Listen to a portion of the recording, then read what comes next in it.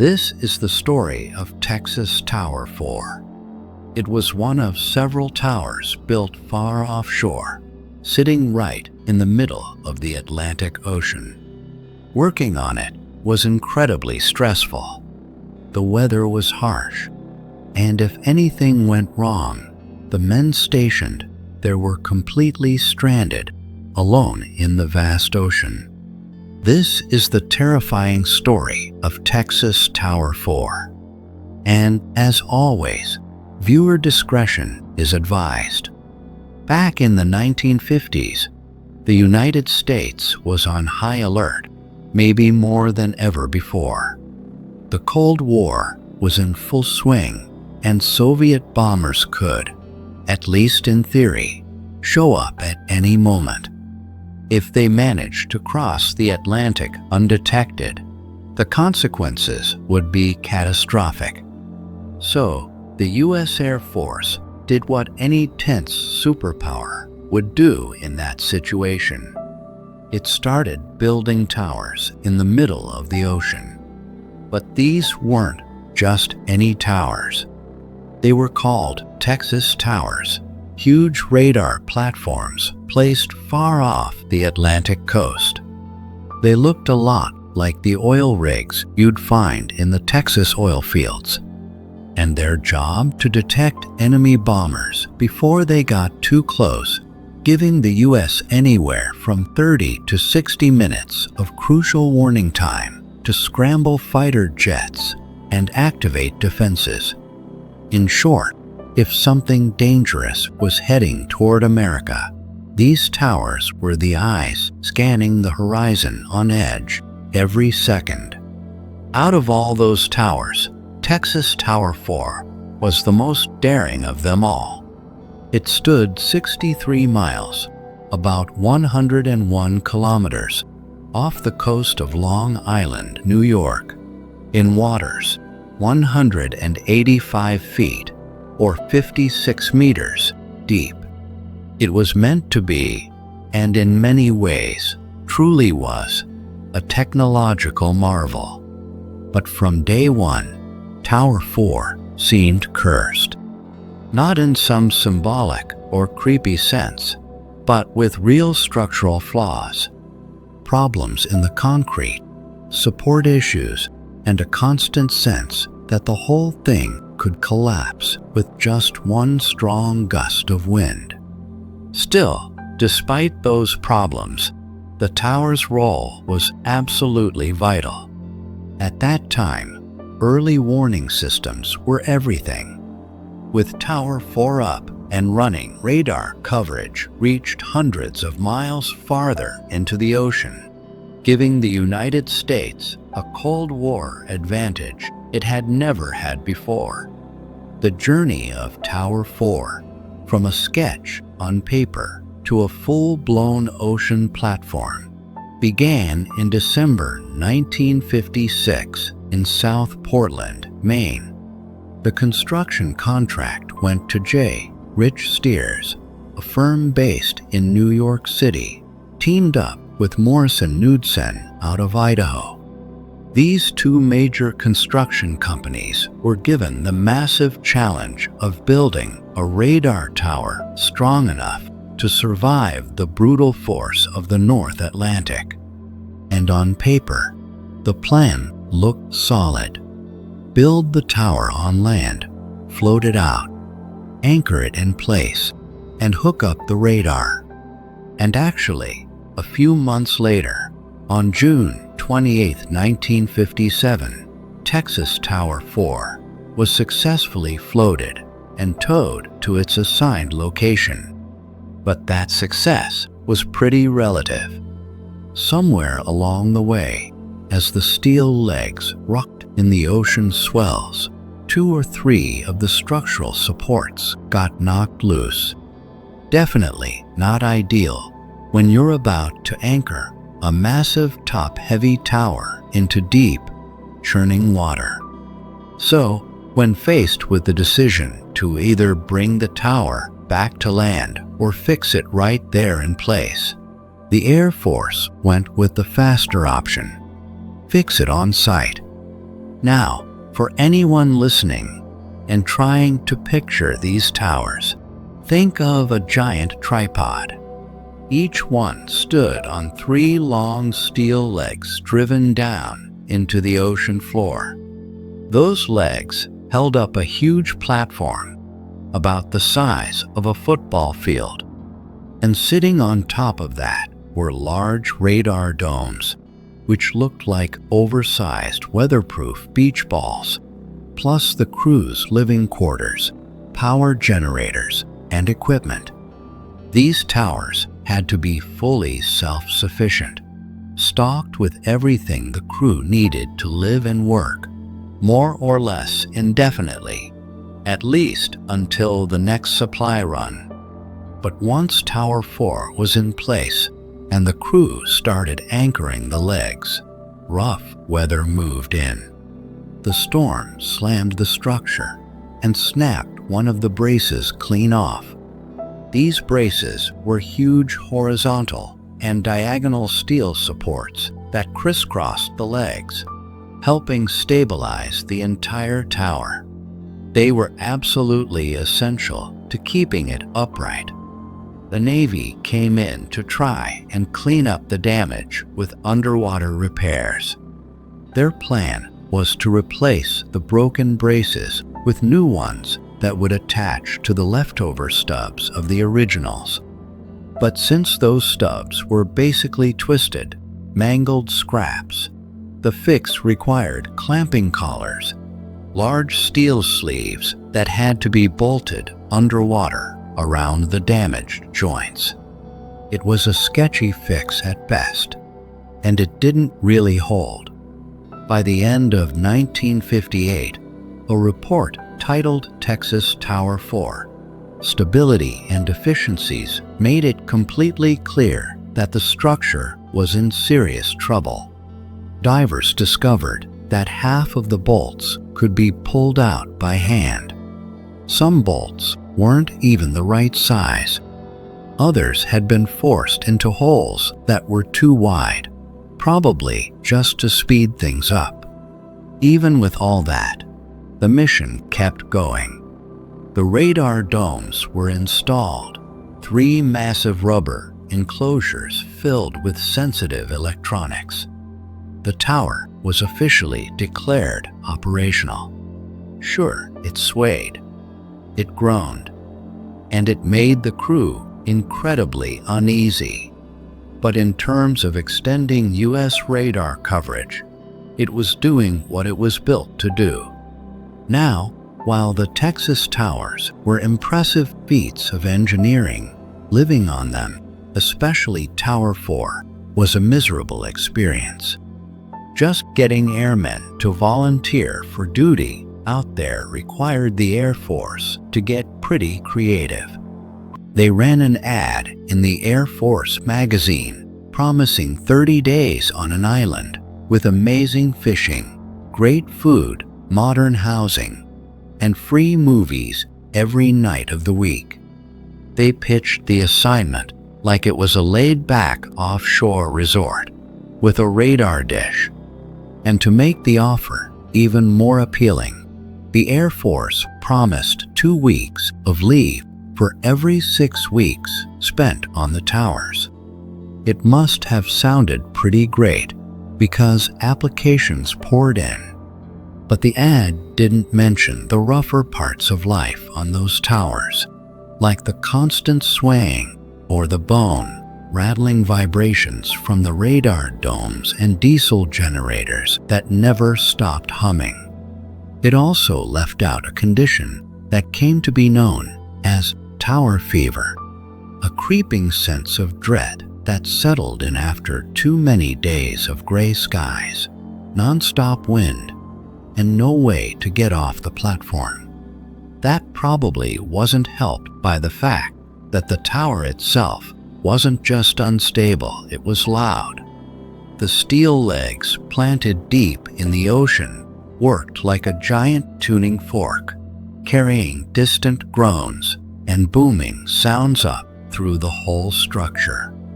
The entire tower felt alive with creaking metal, and the occasional eerie rumble, constantly reminding the crew just how far they were from shore. Even on calm days, which were rare in the North Atlantic, getting to and from the tower was a logistical nightmare. Helicopter flights were so risky that they always sent them out in pairs. One would land on the platform while the other hovered close by in case the first one went down in the ocean. And on days with bad weather, which happened a lot, the helicopters wouldn't fly at all. Then there was the donut, an improvised boarding system that looked like something out of a cartoon. Imagine a giant inner tube made from an aircraft tire, hanging from a crane high above the water. You'd grab on, hang tight, and just hope for the best as it got lowered, or sometimes even dropped onto a wildly rolling ship. As you can guess, even seasoned sailors and airmen wanted nothing to do with it. Still, despite the danger and isolation, there were real efforts to boost morale. They cobbled together hobby shops on board, held pizza parties and barbecues, handed out beer rations, and yes, they actually did have movie nights. But all that charm faded fast when the walls wouldn't stop vibrating, and the foghorn, the largest one in the world, by the way, blasted in their ears every 29 seconds during foggy conditions. Needless to say, getting good sleep on the tower was nearly impossible.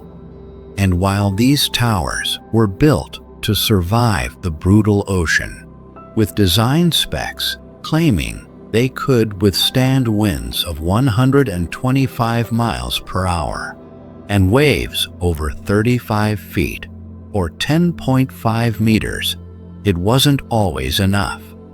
Even just a fraction of those conditions caused serious problems. Towers 2 and 3, for example, were built in much shallower waters than Tower 4, which automatically made them more stable. But even they couldn't escape the sickening motion of the ocean. Tower 4, though, rocked and swayed constantly. It didn't feel like you were standing on something solid. It felt like you were riding it non-stop. That's why the airmen and civilian contractors aboard started calling it Old Shaky. To make things worse, by the early 1960s, the Texas towers were already becoming outdated. When they were first designed, the concern was Soviet bombers flying low over the Atlantic. But by 1961, that threat had shifted to intercontinental ballistic missiles. These new weapons didn't fly slow and low. They moved at thousands of miles per hour.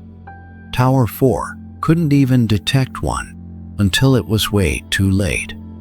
The 30 to 60 minutes of advance warning it had once promised had shrunk to something more like 30 seconds. Even so, the military kept Tower 4 staffed, mostly because of concerns over Soviet salvage.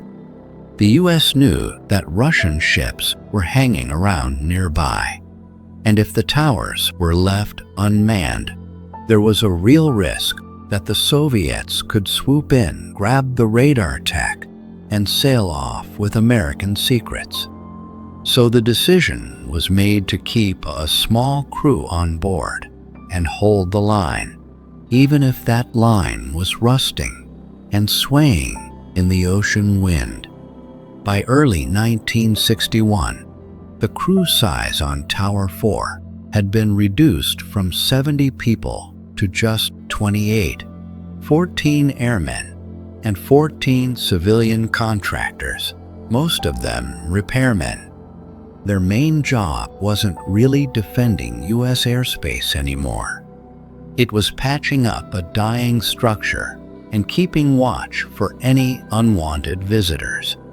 Meanwhile, the tower itself was barely hanging on. The legs were still damaged from storms that had hit years earlier, and the patchwork repairs hadn't held up. But the real turning point came in September 1960 when Hurricane Donna hit.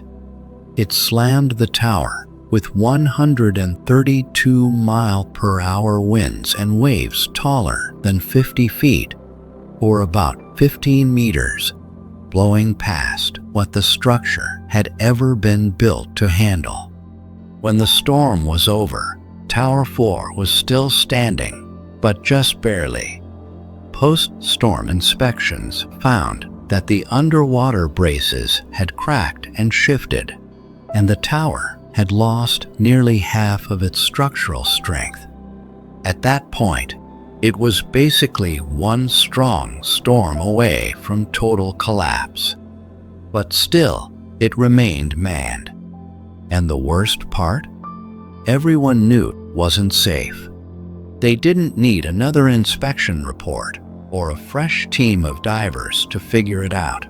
Just living on that platform made the danger obvious. The creaking got worse, the swaying got wider, and it was clear something was off. In fact, the crew often joked among themselves that no one should ever try shaving with a straight razor on board. That light touch of humor might have been the only, and honestly the best, way to deal with the fear that constantly hung over the crew.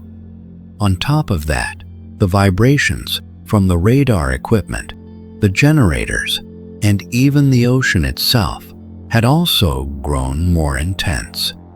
Captain Garden Felon, the officer in charge of Tower 4, had apparently made repeated requests to evacuate the tower completely. He sent message after message to his superiors, begging them to give him the authority to pull his crew, but every single time, those requests were denied. The top brass stayed focused on one thing: the risk of Soviet salvage.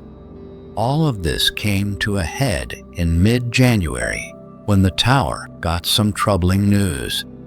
Captain Sixto Mangle, the commanding officer of the Navy supply ship that made routine trips to Tower 4, gave Garden a direct warning that something bad was on the way. The seas were growing rough, the wind was shifting, and if they were going to evacuate, they had to move fast. But Garden still didn't have the authority to call it. That decision was still in the hands of officials safely stationed inland at Otis Air Force Base in Cape Cod. On the evening of January 14th, the weather advisory predicted wind speeds between 46 and 69 miles per hour. That wasn't good news for the crew aboard Tower 4, but it also wasn't anything they hadn't survived before. In fact, just 6 days earlier, the tower had endured similar conditions without any serious problems. But the very next day, on January 15th, the storm got stronger. At 10 a.m., someone asked Garden if he was worried. He answered that it didn't really matter because by that point, it was already too late to evacuate. Conditions had deteriorated quickly. Helicopter flights were no longer possible, and the waves were far too violent for the donut or any other kind of transfer. The window to leave had closed. For all practical purposes, the 28 men aboard Tower 4 were stuck. They would have to ride it out. That afternoon, around 1 p.m., Garden made a chilling call to his wife. He told her the tower was moving more than usual and warned her that if the tower collapsed into the ocean, none of them would make it out alive. There would be no rescue, just the cold Atlantic. And that was before the weather forecast was updated at 3:30 p.m. to reflect wind gusts reaching up to 86 miles per hour. Just 30 minutes later, at 4 p.m., Garden radioed Otis to report a loud cracking sound and a clear, unsettling increase in the tower's swaying. At last, permission came through. Garden was officially authorized to evacuate the tower, but he and everyone else aboard already knew it was probably too late. The storm had worsened, and instead of sending helicopters, the Navy and Coast Guard dispatched ships to begin the evacuation. But those ships were still hours away, and the storm had already swallowed the tower. Then, at 6 p.m., Garden called his wife again. This time, he told her the waves were now 35 feet high, and the wind was blowing over 98 miles per hour.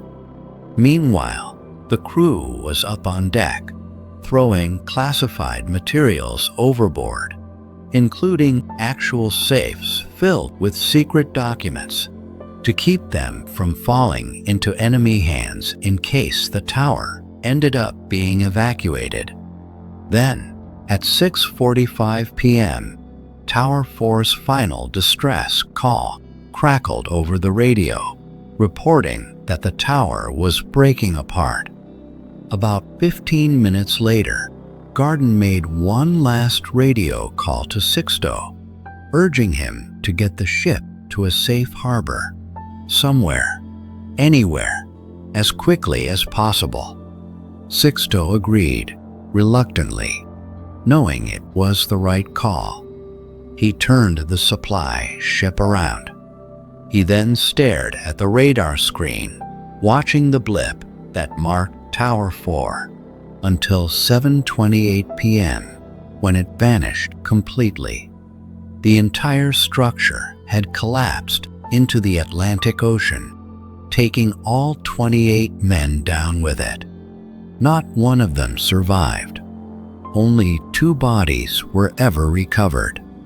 When Tower 4 finally slipped beneath the waves, it left behind a trail of outrage, confusion, and grief that stretched from the icy waters off Long Island all the way to the halls of Congress. At Otis Air Force Base, where the tower had been managed and monitored, the response was swift, but far from reassuring. A board of inquiry was set up immediately, and it didn't take long before heads started to roll. As the investigation unfolded, it was discovered that Garden had actually been granted authority to order an evacuation in the days leading up to the collapse, but no one had ever bothered to inform him of that. A colonel, who was the acting commander of the Boston Air Force Defense Sector, was charged with involuntary manslaughter. 2 other officers were charged with dereliction of duty. It looked like accountability. It sounded like justice, but it didn't last.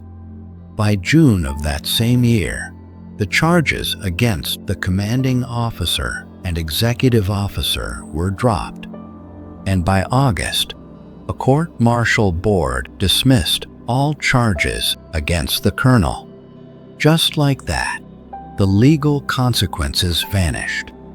No one was held responsible, and the message was loud and clear.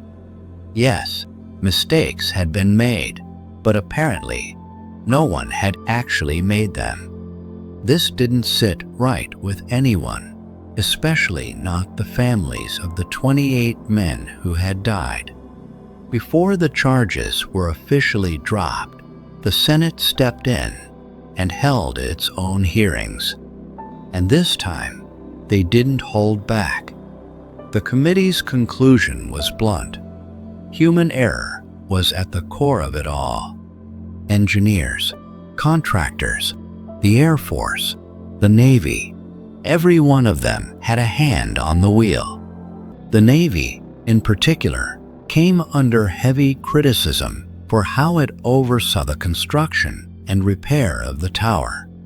One jaw-dropping revelation actually came straight from the ocean floor itself. Tower 2, which was one of the more stable platforms and was built in much shallower water, had its legs driven 48 feet, about 15 meters, into the seafloor. Tower 4's legs, on the other hand, were only embedded 18 feet, or around 5 meters, into the sandy bottom. That was it, less than half the depth in much deeper and more dangerous water. It was like constructing the skyscraper on wet sand, and then being shocked when it started to lean. Meanwhile, back in the civilian world, the public was left asking the haunting question: how could something like this happen? How could a tower built specifically to save lives end up costing so many?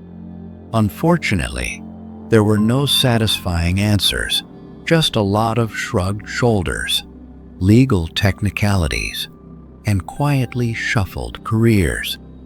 In the end, Texas Tower 4 didn't stand as a symbol of Cold War strength. Instead, it became a chilling reminder of what can happen when bureaucracy and bad engineering collide in a place where failure isn't supposed to be an option. Today, what's left of Tower 4 still sits on the ocean floor, 185 feet below the surface. It's deep enough to keep casual divers away, but shallow enough that experienced wreck divers can explore it, if they're brave enough to drop into the graveyard. The wreck has become part of the seafloor now, taken over by marine life. But if you know the story, it's impossible to look at those remains without feeling the full weight of what happened there. For decades, most people forgot the Texas Towers even existed. They were a Cold War experiment that never really worked, eventually pushed aside by better technology. But Tower 4 left a scar. The men who died out there didn't fall in battle. They weren't lost in a firefight or captured by the enemy. They were just doing their jobs, following orders and trusting that someone, somewhere, had made sure the ground beneath them, or in this case, the platform, was secure. If you made it this far, thank you so much for watching. Also, if you'd like to support the channel, consider joining the Patreon. Anyway, thanks again, and hopefully, I'll see you in the next one.